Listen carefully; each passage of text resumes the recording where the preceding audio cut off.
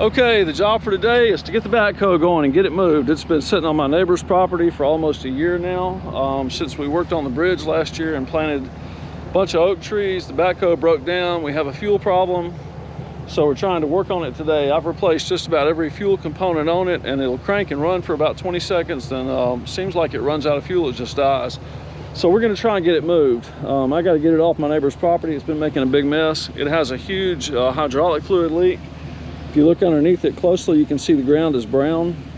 That's because hydraulic fluid's been leaking out of it. No matter how many times we replace hydraulic components and fix cylinders, it always seems to have a leak. It's because when you put a new piece on one part, that puts extra pressure on the old pieces, which causes them to fail. So, and a backhoe this age is always in danger of failing. Something's always wearing out.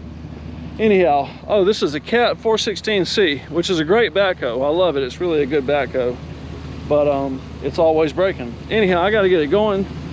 My jump battery in my truck disappeared. It walked off. I don't know what happened to it, so I'm trying to jump the backhoe off from my truck.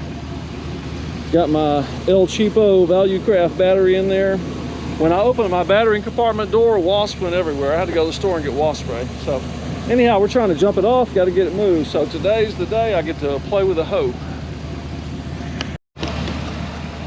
Okay, let's try and crank this big monster. It's been charging for about 10 minutes now. Here's my key. Come on, baby, crank. Come on, you can do it.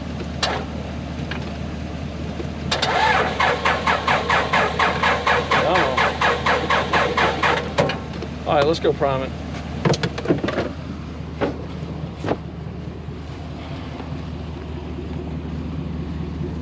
All right, here's the primer. Right in here, that silver thing, you push it down about 10 times.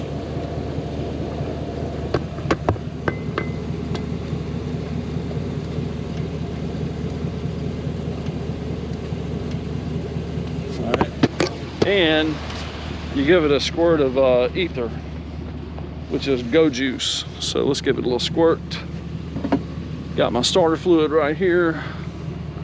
Squirt it up in there. All right, let's try it now. Come on, baby, crank. I got to move you, take you home. Here we go.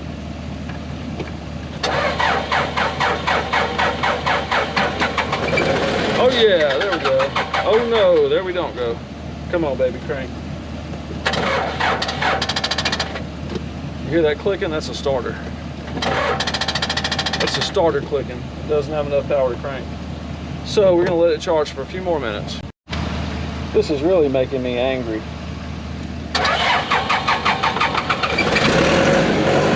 Yeah, baby! See, the gorilla did it. Okay, got it cranked. Now let's put in some hydraulic fluid and see if we can drive it. Usually when I start driving it, that's when it dies. Whenever you put a load on it, it dies. So I gotta try and figure that out.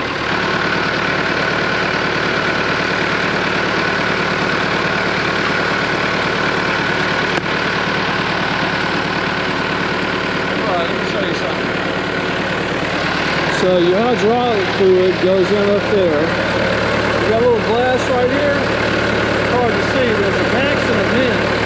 When the hydraulic fluid's halfway between max and min, that's when you got enough. Just started to appear. That's it. That's all I've got. That's it. Switch to the top and left corners.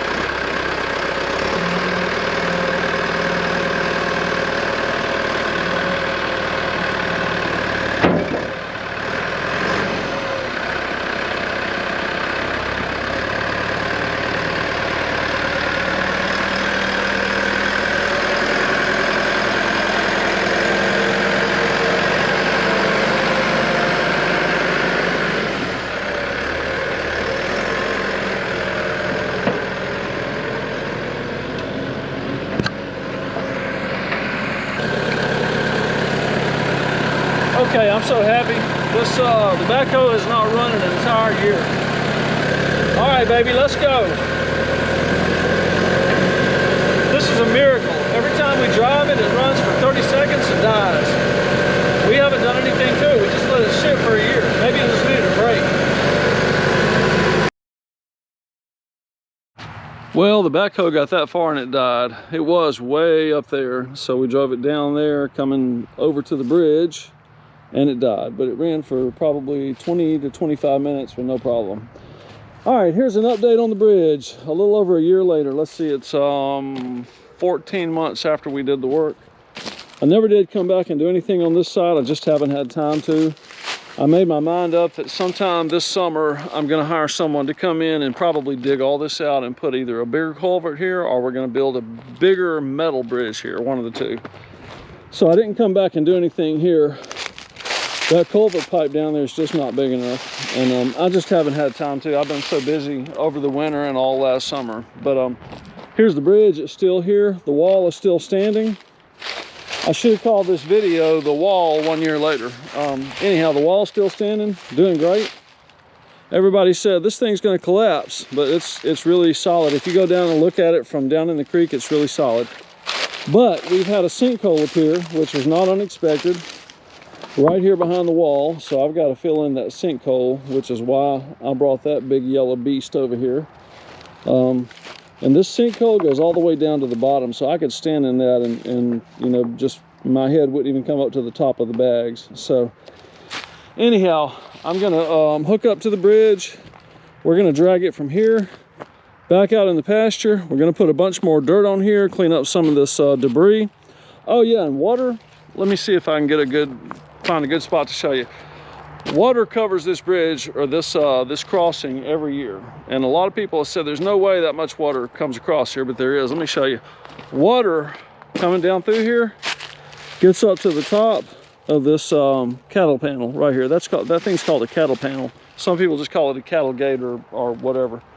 Water gets that high, which is roughly 4 feet off the ground. So there's two of these here. There's one there and one there, and you can sort of now get an idea of how high that is. So water gets a good 3 feet to 4 feet over this bridge when that creek fills up. And that's one of the reasons that we keep having this washout problem. The culvert pipe below here is just not big enough to hold the massive flow of water coming down off that hill. You can't tell it from here, but there's a really big hill over there.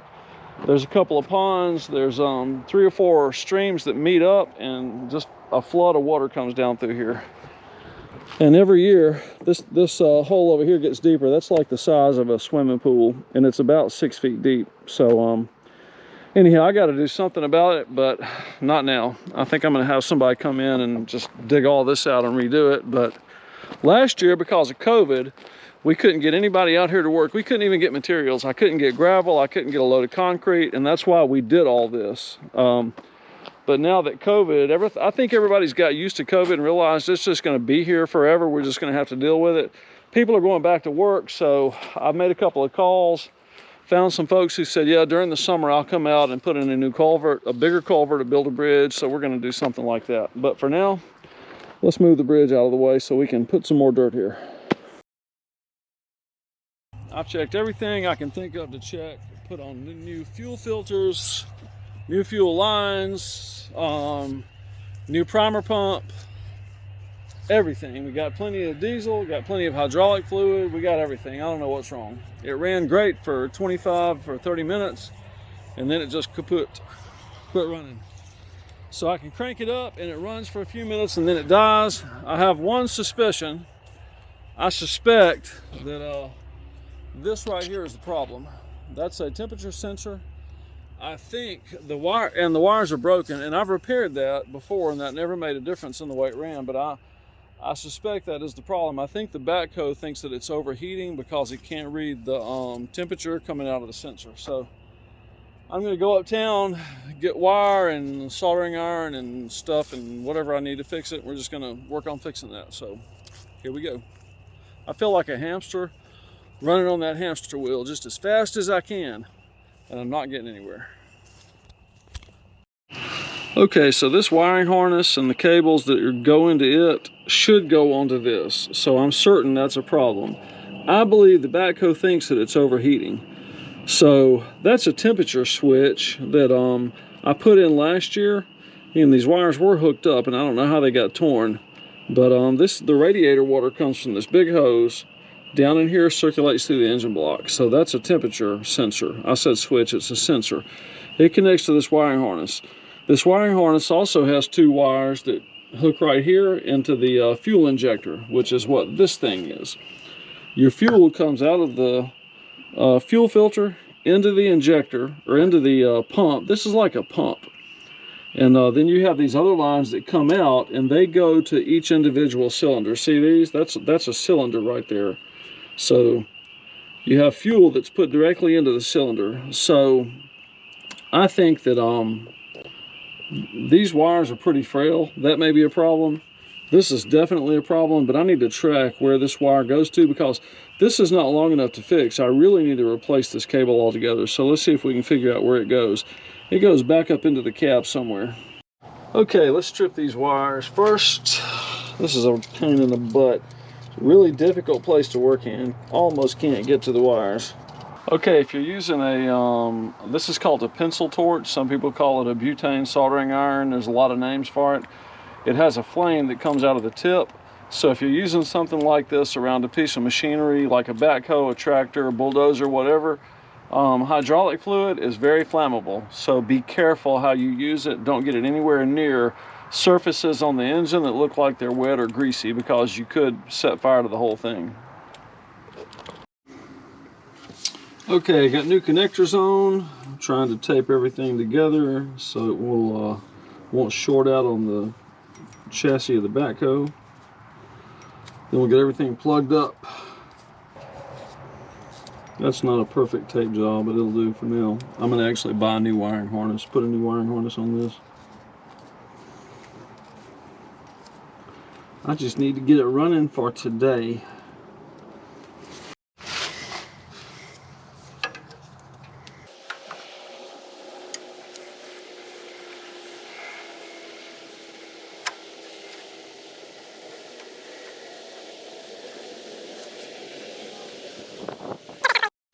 Okay, everything's in place. So these two guys have been replaced.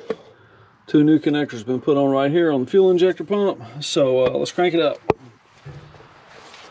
Crank, baby, crank. Okay, let's crank this big beast up. Here we go.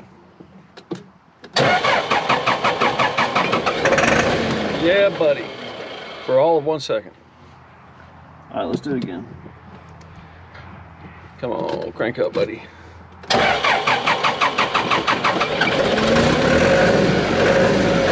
we go. Come on. Stay with me. All right, let's see how long it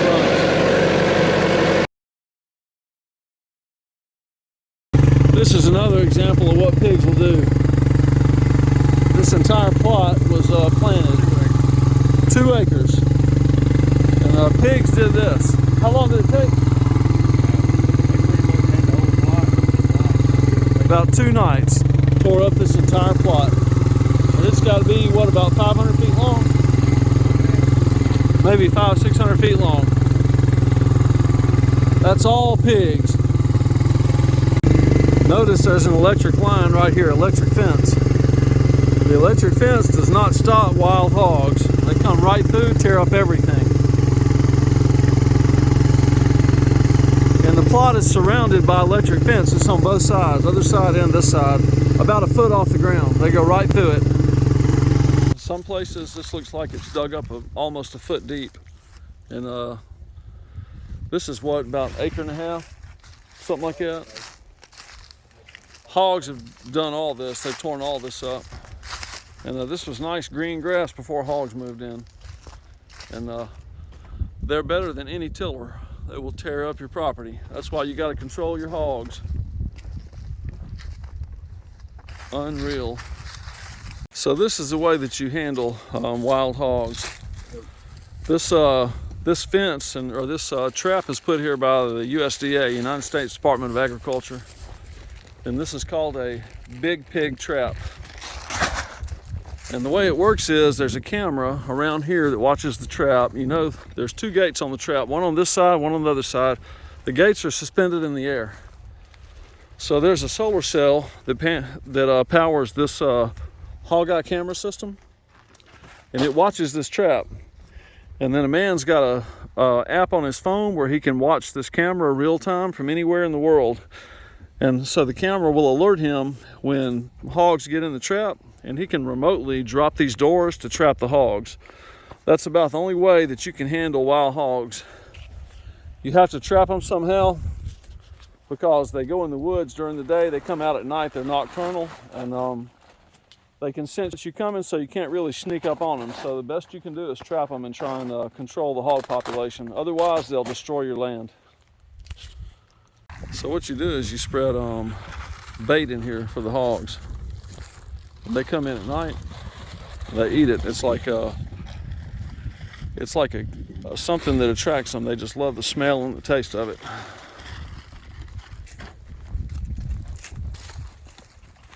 What is that you're pouring out right there? Out-of-date slush puppy mix. Out-of-date slush puppy mix.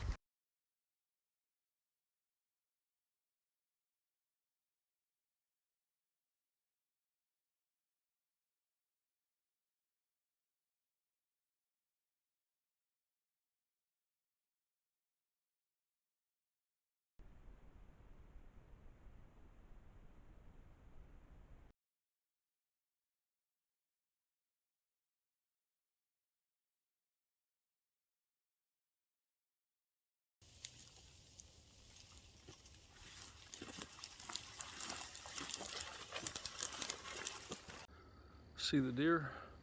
They're right there. The number of deer we have here is just crazy.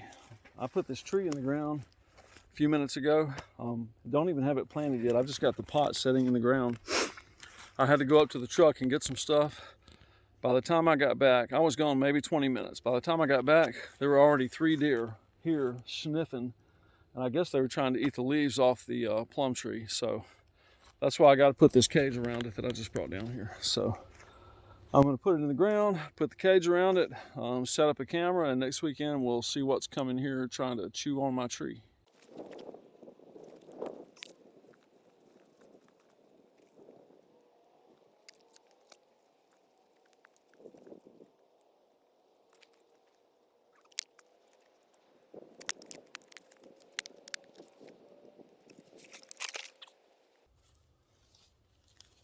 Okay, so when you plant a tree, you need to make your hole twice as wide as your pot.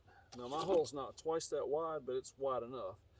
You know, making it twice as wide is really more of a suggestion than a rule.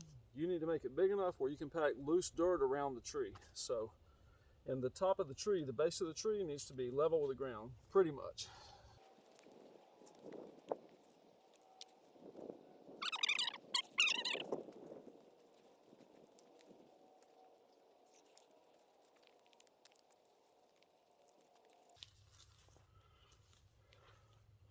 And you notice I'm planting by hand. I don't like to, when I put my trees in the ground, I don't like to put the dirt in with a shovel because sometimes you'll hit the roots, and if you do, you're going to kill the tree. So I always pack it back in by hand.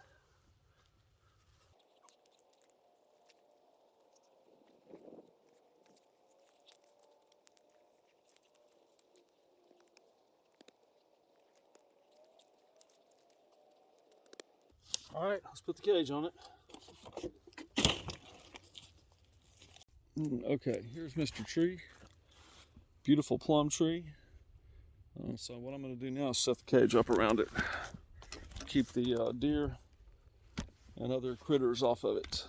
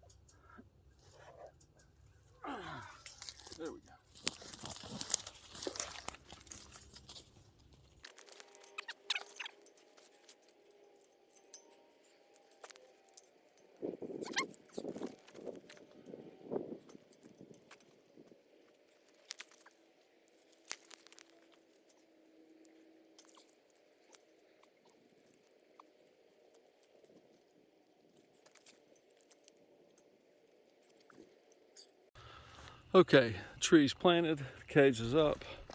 Let's throw a little fertilizer in there. I use just a generic all-purpose plant food, nothing fancy. Just get a handful, sprinkle it around, maybe 2 handfuls.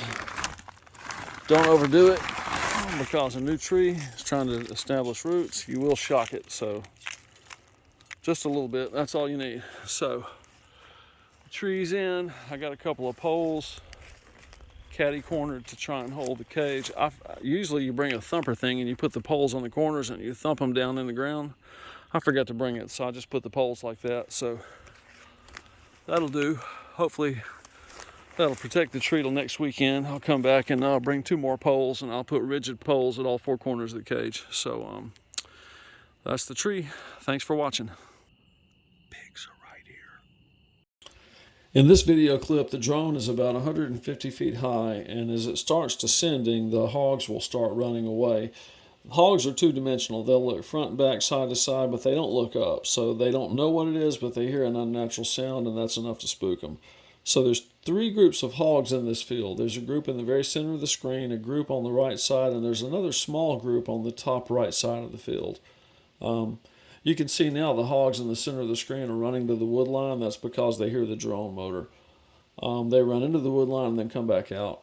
You have to be careful at night when you're out. Hogs come out in the late evening or at night. They're nocturnal, and they're mostly dark, so you can't see them. They're just about invisible at night. And that's one of the reasons I carry a firearm, because you don't want to walk up on hogs at night and spook them. If they get scared or feel threatened, they can run you down. You have to be respectful and keep your distance. Usually they'll hear you before you get to them, and you'll never see them, but you just got to be careful.